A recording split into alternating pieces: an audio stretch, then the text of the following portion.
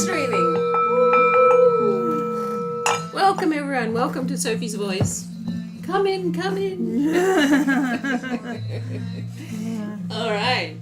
So we got Katherine back. Hi, Katherine. Yeah. How you going, love? Yeah, I'm kind of on the down because I sleep too much. Because probably last time I was a bit more manic, but then I went off the coffee, so now. Right. So Katherine's on a bit of a journey. Yes. And she's concerned that she sleeps too much, and we think it may be because of her medications. Yeah. And she's recently cut out coffee. You were drinking quite a bit of coffee, or just a really solid amount every morning? Apparently it was too much. You just have it in the morning? So I would just have it in the morning. Sometimes I'd have a bit more than that. Yeah, okay. But anyway, you're obviously sensitive to coffee. Yeah. So that was making you a bit manic. Yeah. And that you saw somewhere about going off because you're on a bit of a journey that you want to get off your pharmaceutical medication. Yeah. So you saw someone talk about coffie.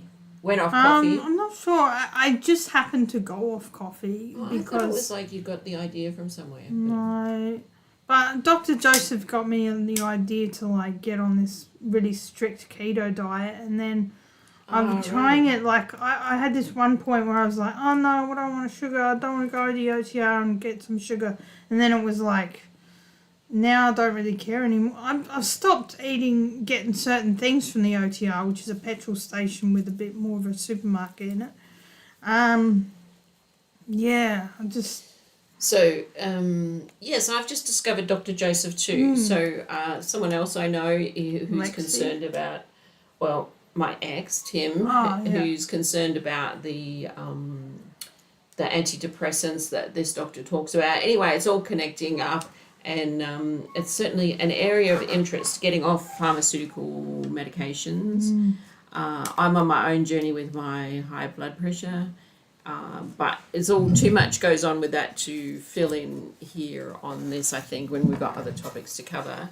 But I was saying so Katherine's on a bit of a journey to get off her pharmaceuticals, and she's off her antidepressants now. Yeah. And she's on a journey to get off her next one. Next one is the bipolar one. Bipolar. Yeah. So I'm just happy to support her in that, and we're on a bit of a journey together because I think it's really important. Like too many of us are on these pharmaceuticals, and especially as we realise how corrupt that industry can be. Getting it sort of like making everyone drug addicts or something. But so anyway, I think I want to write a next topic to go into the pumpkin pot can be getting off pharmaceuticals. So maybe we'll have it as a topic one day. So if you're watching Ceuticals, I don't know how to spell Ceuticals without autocorrect. I'm sure we'll understand it. Pharmaceuticals. If that's of interest to you, chuck us a comment. Tell us, because I think it's an interest to a lot of people. Can you pop that up there in that? Thank you, darling. Oh, that means we might pull it out today. I don't know if that's quite legal, but anyway. So got it in. That's good. So getting healthy, getting free. Good. It's a process. Life's a process. I don't want to be sleeping all day. It's freaking annoying. Yeah, we've got to work at it, don't we? It doesn't just fall in our lap. Yeah. I think that's one of the biggest shocks about becoming an adult human being is realising how much of a fight it is to get things in the right way. I'm neat. Not in education, employment or training at the moment. Oh, so that's an acronym, NEAT. Yeah. Doesn't mean she's a hyper housewife. Yeah. That's not what you mean, is it? No. She used to say that, and I go, oh, really? Are you? So I'm not NEAT.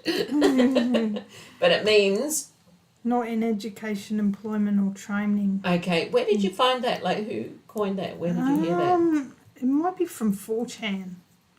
Not that I've been on 4chan. I wouldn't keep, it feels like a negative label to put on yourself. Yeah, it's the only way to explain it though. But you feel something missing in that you feel that you can put that label on yourself and that it makes you somehow wrong. Is that what you feel about it? Or that you have to sort of explain yourself? That you haven't got a job and that you haven't got a family, haven't got training? I can't even, I don't know, like there's just been a lot of mental health problems in my life. One thing that was a problem was severe hunger. I didn't know what was going on. It was insatiable hunger, didn't know. So that's kind of how your psychosis, one of the manifestations of your psychosis, that's the main one you remember. Is that right? That triggered you to go on antipsychotics. That could have been related to it. Like, I did this goddess thing when I was in Wales. Right. So that was, Anyway, so that's for our, we'll have to explore mental illness one day and getting off antipsychotics and all that jazz. I just want to explain myself. Oh gosh. Yeah. So we all have that problem. Yeah. But we're human beings first and foremost. You're not a neat, like that's not your label to put you over in that corner in that group. We're all wonderful living beings full of vibration and frequency and love and joy. I want to be able to do stuff though. Well, you are doing stuff. I'm doing stuff. I guess this is part of it, Yeah, so part of it is just accepting the clunkiness of real life. It's different to the dream of it. Yeah. The clunkiness of real life. You've got to sort of embrace it and love it and then nurture it and it will grow the things you want. But if you're always rejecting it, then you're going to keep killing your little babies. I'm just a little bit annoyed. It's probably the big farmers just put me on these medications. They don't care and and I have to get off them myself because that's what I've decided to do. And unless like I go get my Abilify with them because I need something a little bit less. And so that's you get a monthly injection as an antipsychotic, and to go on a lower dose you'd have to not get it in your monthly injection. Yeah, I'd have to get it in a tablet. Yeah. I think. All right. Big subject.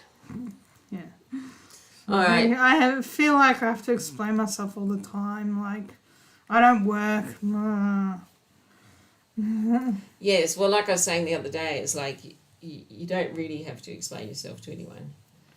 You've just got to be at peace with yourself, and don't worry about what other people think about you because they don't know. They don't know what your struggles in life have been.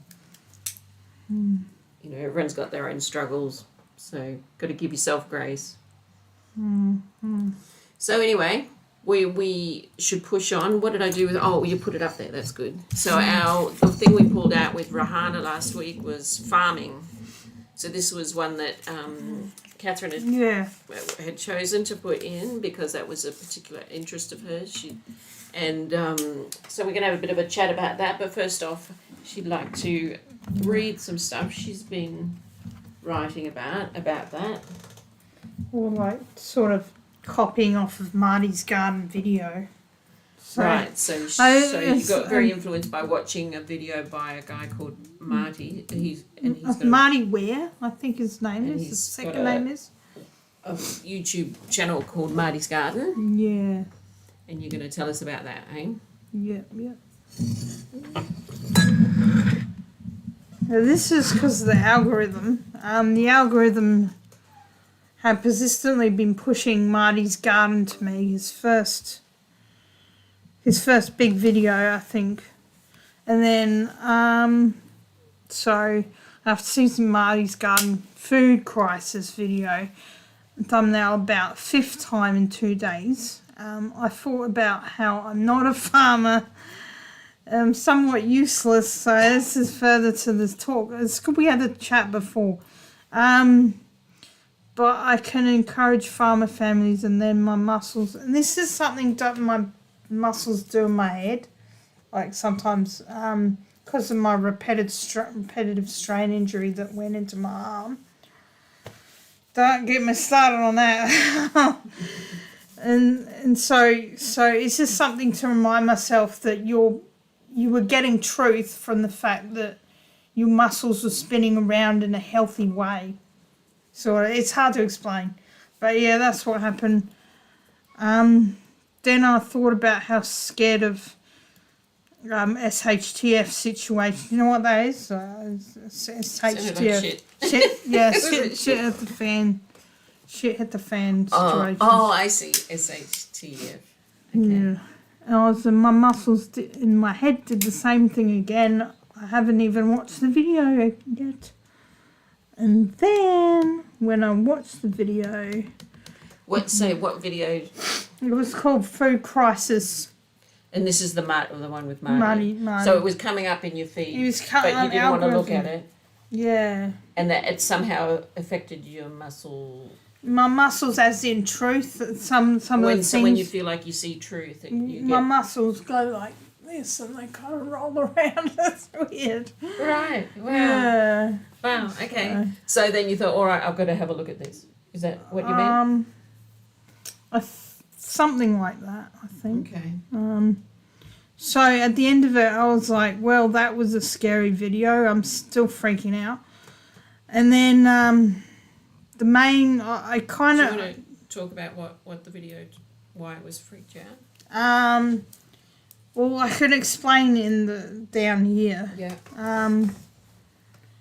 Yeah, it's just very scary. Very about what's happening with farms and stuff, and all the older farmers want to quit the farms and stuff. And the young older farmers. Yeah. So this is the farming industry in Australia. Yeah. Okay. So farmers. So there's a crisis in farming. Yeah. Because I remember hearing a while back that there was a real problem of these big sort of, what do you call it, like super farms that were taking over. They were like so huge, but they would take over, they would swallow up the little farms. Oh. And do things on a really huge scale. So I presume it's sort of connected to all that. It's not exactly the same. It's more about the big two. Well, I said supermarkets, but I think I'm allowed to say that, hopefully. Sure. We know who they are, so he was a bit main supermarkets that we use in Australia. Yeah. Coles and Woolworths. Okay. And I'm not sure why we wouldn't say it. But I'm just... You think they'll come after us? I feel like that might happen, mate. I'm just... Ever since this hate speech bill came in, like, I'm a bit worried to say certain things. Right. Yeah. I think if you're just being a normal person talking about normal things and they come after you, well, that'll just be interesting. Like, I think a lot of people wouldn't put up with that. Like, you know what I mean? We as a society, I think, would be a bit ready to push back at that, I think. Yeah, so I could go into go through the whole of the video. So just give it a bit of a overview. So concerned about the farming families, the younger generations aren't taking up the mantle, as it were. Yeah, and the bit where he said that. So what is he saying is going to happen? There would be corporate farms, and in a later one further down. So corporate farms. So that's probably what I was talking about. These big mega farms. Yeah. So they come and swallow them up. So they're not farming families anymore. They're huge multinational organisations, companies, things. Yeah. Okay. So what is his main message he wants to get across? That is that we're in a crisis. He's sort of saying we're in a crisis. Is he? So what is he saying the answer is?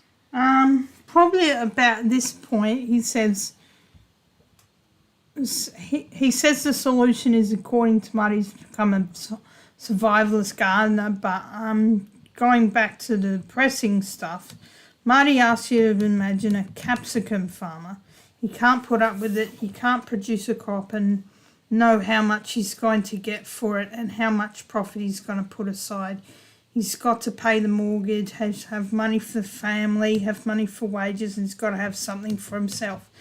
The capsicum farmer thinks about what his future self could be like, and he sees the scary times and decides to find another job or quit and sell the land. But just before he does that, he asks his son if he would like to take on all the risks and all the things previously mentioned, and maybe he could pull it round and make some changes. His son doesn't want to do anything with that because crypto's about to explode and he can make money digitally, or the digital side hustles he can have. So then Marty reiterated that for these modern times, people need to start growing their food at home for food security. Yeah. Right, okay. So the whole family, like in my family, of my rooster family that I'd created, the chicken family. So this is for a book. Yeah, book that's not going to get written, unfortunately. Sorry, Well, I don't know. No, don't say that. It will get written. Just not yet, not at the moment. Yeah, well, I'm still high up on drugs or whatever. I don't know. What? So I keep falling asleep because of drugs, probably not actual, but pharmaceutical, not illegal drugs. Not Prescribed illegal, drugs. prescribed drugs. Yeah.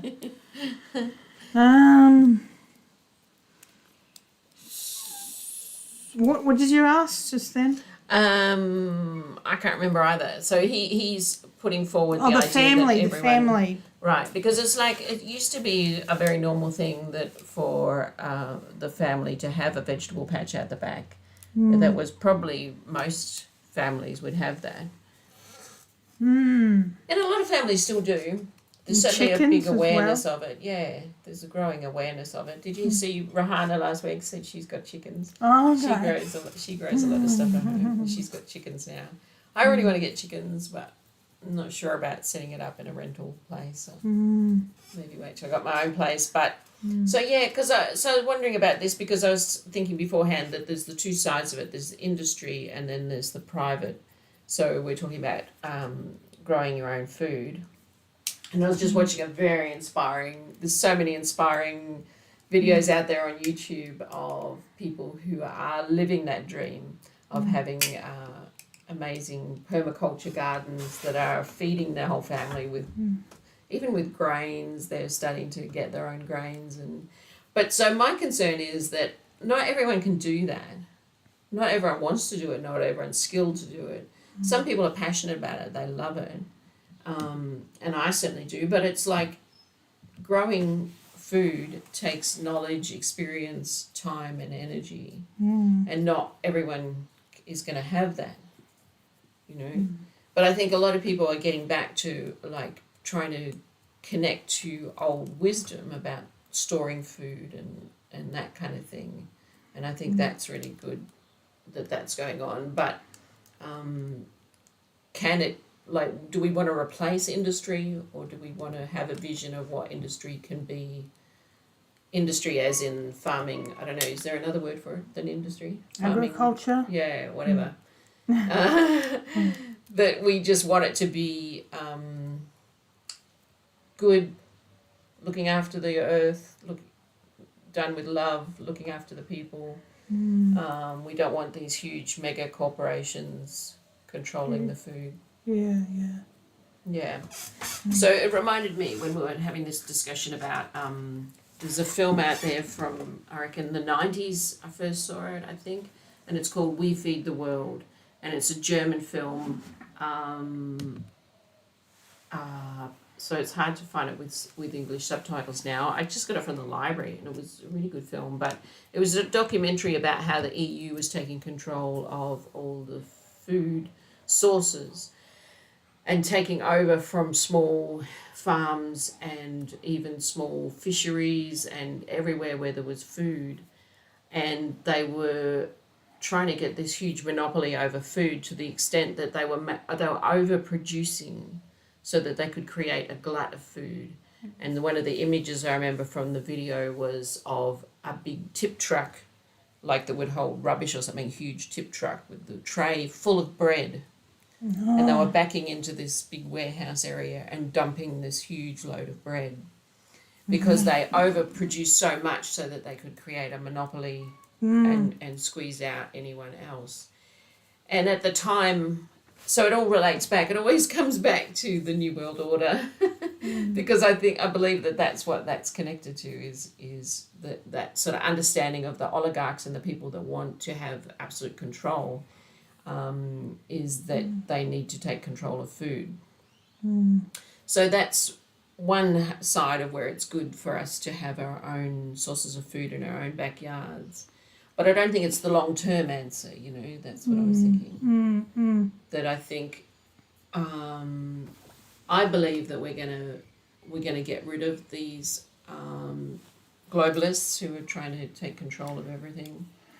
That's sort of the long-term vision, I think, is to get back to, because I think real natural people want the kind of things we want. We want a good life where everyone has what they need and has an enjoyable life, and that our interaction with the earth and growing food is something beautiful and enjoyable and necessary. I was just going to quote, I just looked up the quote before we started. I was trying to remember what the quote was about controlling the food to control the people, and it is, what's the word for it? People claim that Henry Kissinger said it. It's apparently quoted in a newspaper article from 1974. So Henry Kissinger, if you don't know, is like a huge globalist, huge part of them trying to set up this new world order and take control of all the world's governments. And he said, who controls the food supply controls the people. Who controls the energy can control a whole continent. Who controls money can control the world. So I thought that was interesting, these three vital areas. So yeah, you can see there's a lot of efforts to take control of energy at the moment, I think. But yeah, controlling the food, because if you cut food off from people, that's a very scary thing, isn't it? Yeah. It doesn't take long to people to get pretty freaked out if they haven't got any food. And there was definitely a lot during the pandemic. There was definitely a lot of fears about that's what they were trying to do. That was going to be the next thing. And that's what it felt like when it was almost, for a moment there, it was like you couldn't go shopping unless you had your vaccine. It was getting to that point. And so it was pretty scary, the idea that they could control things to that degree, to have to conform to their will to get food. So I think that's been people's concern for a long time. But yeah, so it all takes labour. For creating food is labour and time and energy. So I think one of the things I think is, like, I always love growing. I've always loved growing, and I attempt to grow, but I fail a lot, because it's like the knowledge of things like that get passed on, and if the line is broken, like if your parents have always grown in the veggie garden and you've grown up with that and you learn the skills, you naturally have them. But if a lot of us are coming with the broken lineage of knowledge, of natural knowledge, and so we're trying to find those pieces. And, when you go looking, there's some wonderful work going on and beautiful things people are doing. And not just the old knowledge, but innovations on how to live a beautiful life with a new vision. But what was I going to say about that? I can't remember. So I was thinking, one of the things that I've decided to do is to buy a box of veggies from an organic grower up in the hills, who's also part of the freedom movement. Vanessa, I can't remember her surname, I just see her name, Vanessa, but she's up in the hills growing organic food. And so I figure that's a way, investing in people that are growing in a way that we think is conducive with a way forward that's beautiful and right. Because if that's where we're getting our food, we don't have to worry. Like, like I don't feel like I have to go out and make sure that I'm growing food so that, you know what I mean, so that we can be safe. If you know that there's people with integrity that are not messing around with nature, you know, with, what do you call it, when they mess around with the genes and anyway, that like when science gets too, and when things are just dominated by power, control and money, everything gets a bit perverted and corrupted. So yeah, getting a good source, like, because it costs a little bit more to get good organic food, but they have a service where they deliver to your door, and so I'm taking it, like, I'm not trying to do it every week because I can't afford that, but I figure I'd do it every 3 weeks, and it's an investment in someone who is doing that they have taken that stand in life to say, all right, I've got this land, I'm going to grow things organically with passion and love for health and well-being of the whole community.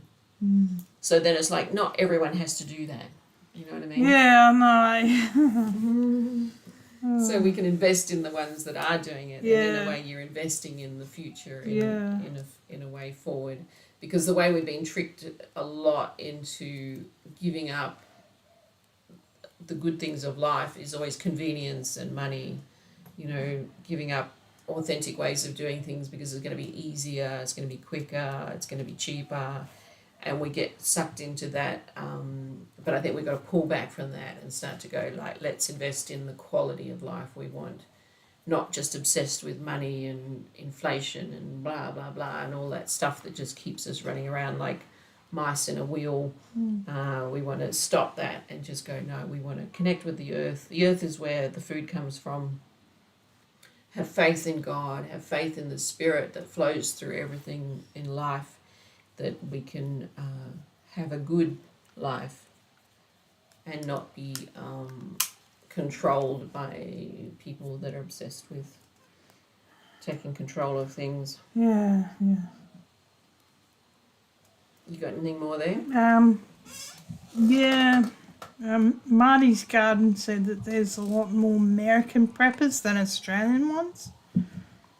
So he is talking of prepping as in prepping. So that's why it freaked you out. It's a sense that there's going to be a huge disaster, is it? Like a few. Yeah.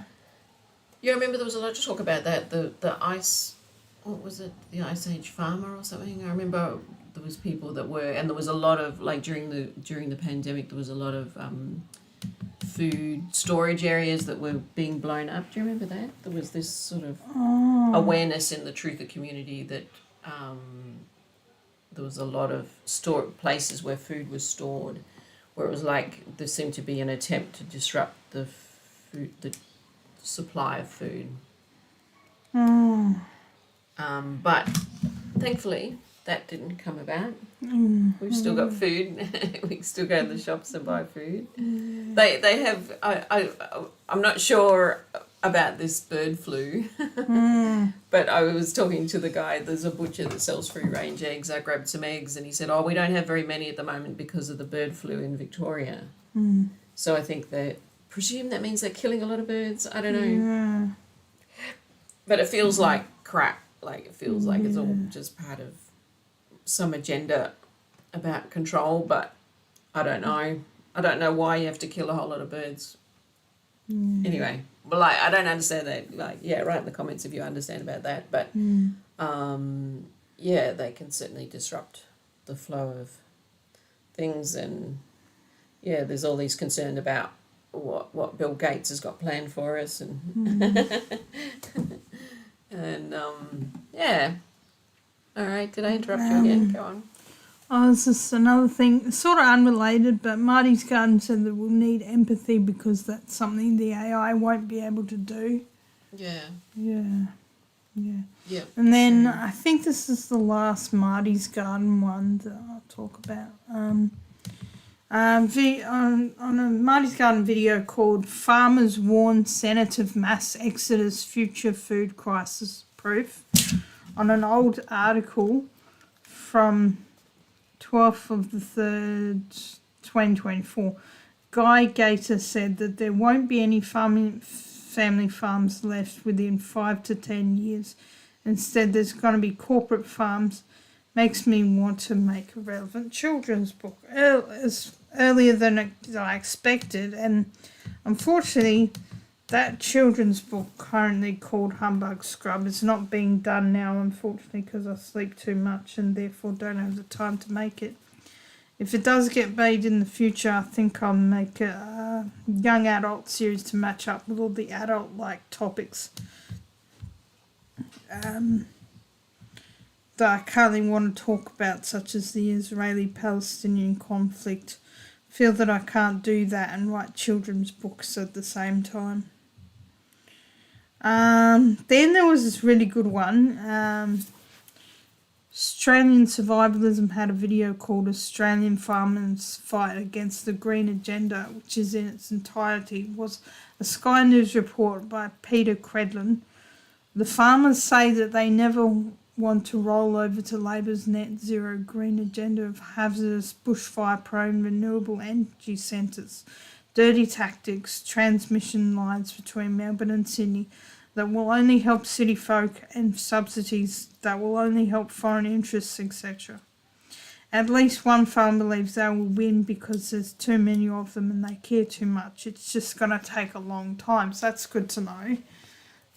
Not so bad. I think there's so much more awareness now. It's like we're hitting some sort of tipping point of information, and people, like, it's coming out in mainstream now about the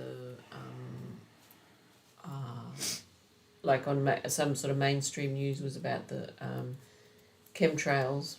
Oh. And like there's some areas now where they're sort of banning them and all kinds of things. Like, so awareness is just sort of exploding, I think. And so, what was that topic we were just talking about? About the green agenda. Yeah. So it's a confusing one because a lot of people are passionate about it because they have been sort of triggered on this sort of emotional level of your connection to the nature and wanting us to be have integrity with how we look after nature and how we use our resources. But there's this other thing. The green agenda is not that. The green agenda is people with a lot of power and control that have set up a system to control energy, to control people, to control society. So, I think suddenly a lot of people are getting that awareness and realising it's a scam. There was some guys heckled Anthony Albanese recently about offshore wind turbines, and they were pissed off with him, saying something, I don't know, off the top of my head I think they said, "You don't belong here." I was like, I don't know, probably not. Oh, It was probably something It's a funny else, thing but because something like it's that. like essentially like it sounds like a good idea to me to try to use wind to create energy. I like the idea of alternative ways of creating energy. I think we've always got to be innovative and like be looking for alternative ways to use energy, use our resources. Like, so I'm not essentially against that myself, but I understand that maybe the wind turbine thing is not the way through. Maybe This other video, I watched a video by a man who deserves a penalty because he abstained I from. watched a video by a man who deserves a penalty. Yeah, or as Brian Madigan would call that, a smack, and I don't understand what you're about. Keep going. okay, because he abstained from the recent hate speech bill vote. One Malcolm Roberts, who is normally a great guy, but on the topic of net zero's impact on farmland, especially farmland for food and the environment, Malcolm Roberts on the right side of history. He's in One Nation. He's okay. He's just abstained from the hate bill speech vote. And I don't understand. I haven't been keeping track of all that. But I know people were disappointed because the ones that were very freaked out by the hate speech bill said that some people that they expected to vote on it didn't. Yeah. And Malcolm Roberts is one of them, is that But right? he just didn't. He abstained. He didn't say yes or no. Well, maybe because he seems to be switched on, so maybe there's a reason why, I don't know. Because I don't really understand the full implications of the hate speech bill, just that people are worried that it's going to be used. Okay. That's why I'm being a bit more careful with my words. I'm saying, well, Brian Madigan would say smack. I wouldn't say smack, I'll say penalty. So, All right, yeah. whatever, much of a muchness. I wouldn't worry. Yeah. This video on Malcolm Roberts' channel widely opened my eyes to how crazy Chris Bowen's race to net zero is and how destructive his plans are. The man's insane. Who's insane? Chris Bowen. Oh, who's he? He's the Minister for Climate Change. Ah, okay. Yeah. They didn't really talk about solar panels very much, but they did talk a lot about wind turbines. In order to install turbines, you have to destroy food-grade farmland, destroy animal habitat, and destroy the social cohesion of rural communities with non-disclosure agreements, amongst many other things. This is absolutely sick, and most city folk don't know what's going on. Mm-hmm. That might have been the end of that section. So yes, solar panels seem to be mostly pretty successful, don't they? They seem to be a good thing. I think that's my mum and my uncle both have electric cars and I think solar panels as well. Really? So Okay. yeah. Oh yeah, electric cars, that's a whole another topic. People have strong opinions about that too. Yeah, I just watched something about with Craig Kelly on it, and I think Craig Kelly was talking about the fact that they're just you can't choose what car you want. You have to look at it based on this levy or tax on the fact that it's going to pour out carbon emissions or something. It's like, and I think he was being advertised by helping Jeep advertise or something because he kept talking about the Jeep. I don't know. Mm-hmm. All right, what else have we got? Just to, this led me into something else, and then it was just music videos. And then there was some other stuff down here, but I didn't have the time. I think you might want to get on with it. So I'm just going to do Jeremy Clarkson. So I watched 2 videos in a row by Fatme, that's P-H-A-T, Memer. How Jeremy Clarkson is unironically saving farming and how Clarkson's farm exposed the farming industry.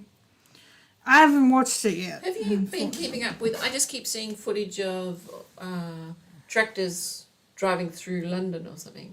Have you been keeping up with that? Do you understand what's going on? I don't know if that's a recent thing. Yeah.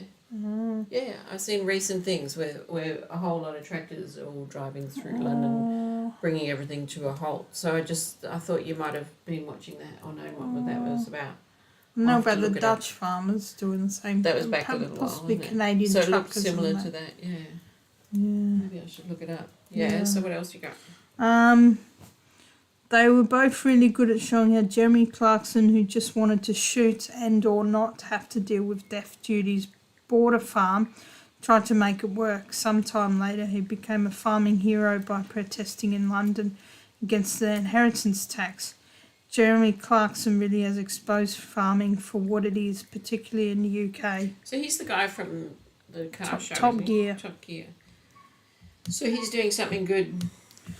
He's Kip's Clips seem to have called him out and how he's hypocritically been hired by BBC, and then he attacked somebody from the BBC when he wanted rid of his inheritance tax.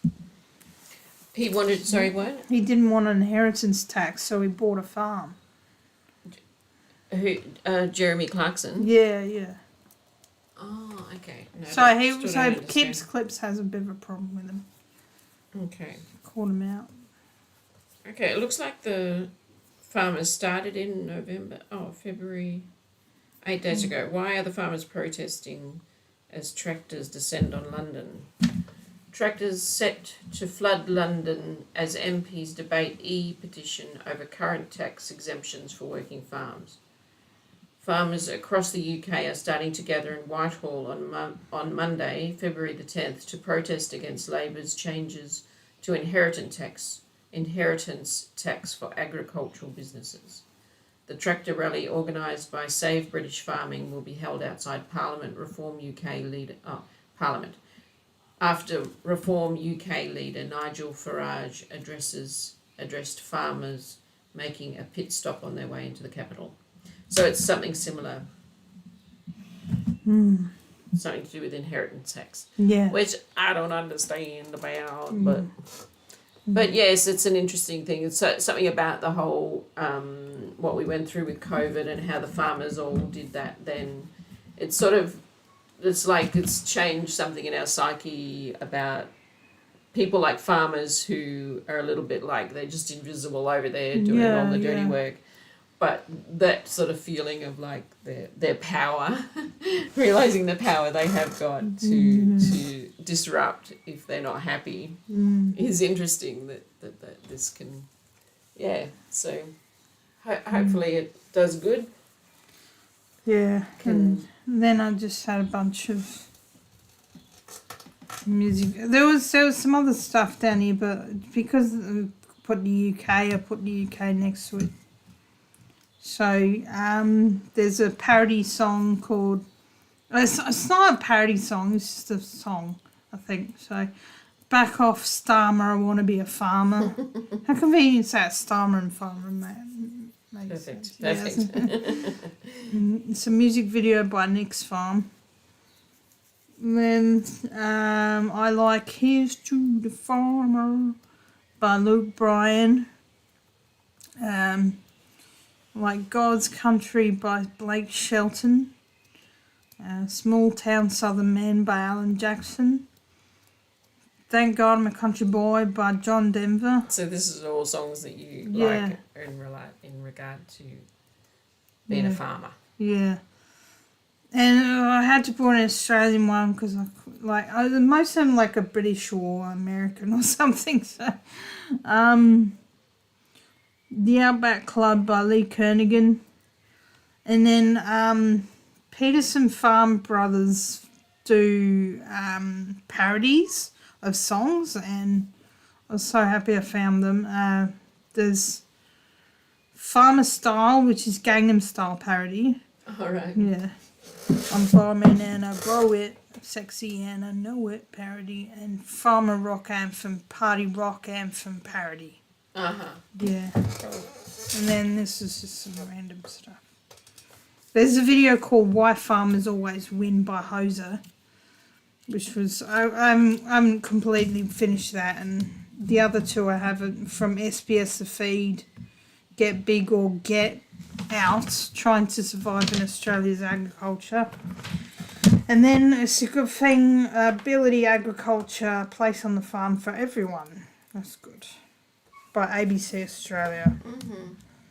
And that's the end of that. Cool. Yeah. Awesome. The thing I was watching with this family that was doing this beautiful permaculture, like, garden where they were living. So that's what my dream would be, that you have a flowing, like your whole kind of environment is like a big garden, like everyone just living in a big garden. Oh, okay. Sort of like Return to the Garden of Eden. Imagine what that would be like. But can you imagine it? Like, so that this people's house was in the midst of this huge garden. But imagine if it just flowed on, and then the people in that area all looked after that garden, and the people in that area, and it just continued on, like it just a huge big parkland garden. That'd be awesome. I've seen similar things in the permaculture books with the maps that I've looked at. Yeah. Yeah. Yeah, so permaculture seems to be the way forward. And she said food is joy, and I thought that was beautiful. It's bringing us back to that connection with food as a joyous thing, as that beautiful feeling of being close to the earth and making things grow and looking after things and, the nourishing and then getting nourishment back and our relationship to the earth. And another thing I saw that I thought was of interest was I just happened upon a video last night of this whole area where the Sahara is in the middle of Africa. Apparently the Sahara is kind of expanding and they're trying to stop it. And one of the projects they've got going is this is right through the sort of central of the African continent. They're doing this project where they build these half moon gardens. So you see footage of this area that's just desert, it's just barren, dry. And so what happens is in that place is they get a wet season where heaps of water comes, but it's got nothing to grab onto, so it just flows off, and then they have a very dry season where everything dies. But because it's flat and there's nothing to grab onto, the water can't go down into the ground, it just runs off the top. And so what they've done is you see just the village people are out with these just hand tools, and they're making these half moon shaped gardens. They look like they're like about 2 or 3 meters across, and they make a half moon. Sorry, it's not a garden. They just dig it out, like it's only about shallow, about like that. And there's a particular design to it with different. So someone's worked out this design. So there's these different holes that go around it, and they just dig this shallow area like in a half moon shape. And then you see that when the water comes, so they do lots of them. So it looks really cool when you look down on it. It's like a pattern all over the ground. And when the rain comes, it gets caught in these half moon shaped dips, like little dams. And they also plant trees in them and little plants. And so you see footage of a few years later, and it's just green and lush and trees, and it's amazing. And then livestock, and then birds come in, and it's beautiful. So who knows what we might be able to do here in Australia to stop losing our topsoil and start building back environments like that. And just imagine that if we could populate the whole of Australia with a beautiful garden. That would be cool. All right, I think that's probably it for today. I'm hoping next week to get my mum out and on the podcast, see if we can get her to have a bit of a yarn. She's 96 years old, so she's got a few stories to tell, and she's still got some memory left, so while it's still there, we should hear some of those stories. Hopefully. That's my plan next week. But I thought maybe we can just get down the pumpkin pot now and grab something out of that for as a possible subject for next week. And if I have Mum on and we just talk about her memories, I'll save it for the week after. So do you want to pull one out? Yeah.